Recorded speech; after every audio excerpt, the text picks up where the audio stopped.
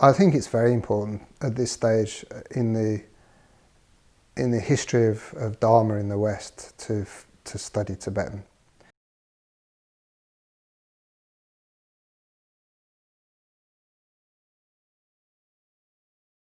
Not everything, of course, has been translated into English. And also when you know a little Tibetan and Dharma, then you kind of start to notice that the English language itself is a bit inadequate.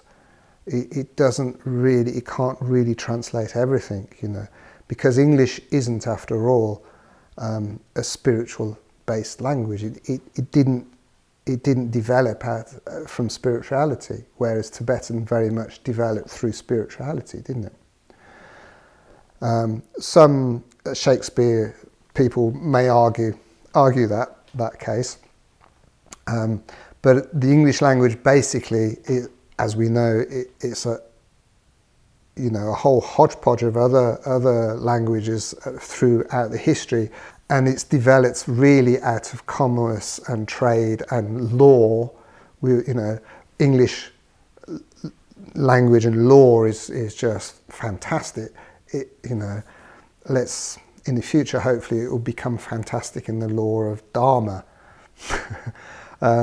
So it's been very interesting as a person growing up with the development of Tibetan Buddhism in the West, seeing it from its very early days in the late 60s and early 70s to seeing how it has developed now. To learn the Tibetan language, to learn to read, it's like having a golden key into this great wealth of wisdom. And then you don't have to rely on some dubious translations and ambiguous translations. There are some fantastic young translators now, and I'm very encouraged to see that. Wonderful.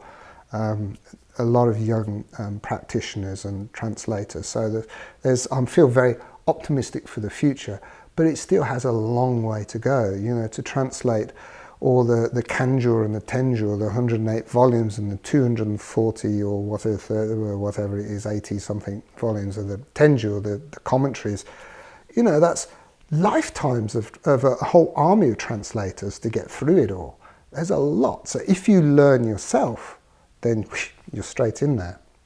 So what's even more important with learning to write Tibetan?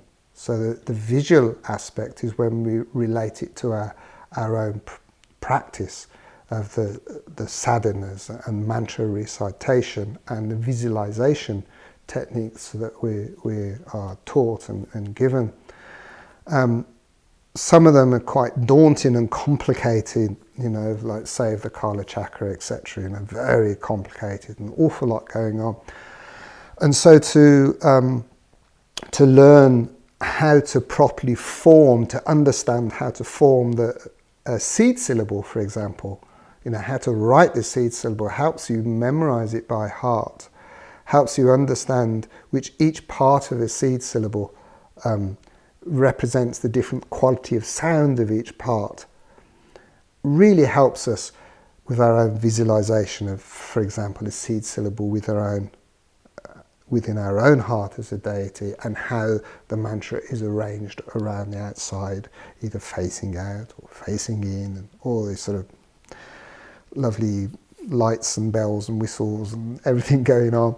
It really helps us. I think a lot of the time for us as Westerners, for myself, I have a very vivid imagination, but for some others who lack good imagination, they struggle with visualization. So to learn how to write really helps sort of weld that.